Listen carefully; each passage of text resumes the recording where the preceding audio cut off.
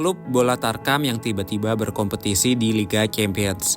Itulah analogi yang saya rasakan ketika lagu band saya, Jeff Banjar, masuk nominasi AMI Awards penghargaan musik tertinggi di Indonesia. Waktu itu saya sedang menyaksikan pengumuman nominasi di YouTube.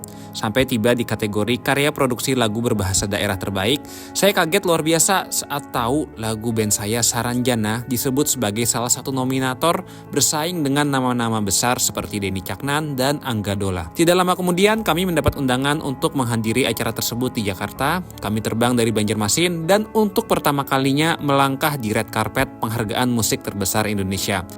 Kami sangat senang karena bisa bertemu dengan banyak musisi hebat seperti Kam Gamo, Ramen Girl, hingga legenda seperti Chandra Darusman. Tentu berada di event seperti ini bagaikan sebuah mimpi bagi seluruh musisi di Indonesia.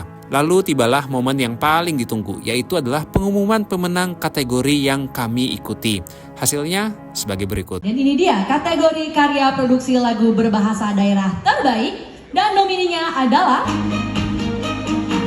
Lihat sini dulu.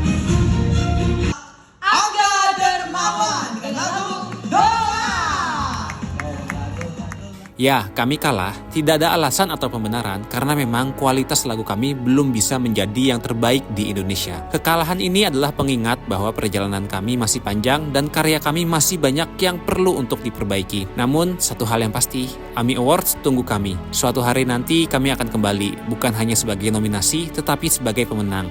Jika bukan kami, maka anak-anak atau generasi penerus kamilah yang akan berdiri di atas panggung itu. Karena klub bola Liga Tarkam ini tidak akan berhenti berkarya. Kami akan terus berkembang, terus berbenah, hingga suatu saat kami bisa menjadi jawara di Liga Champions.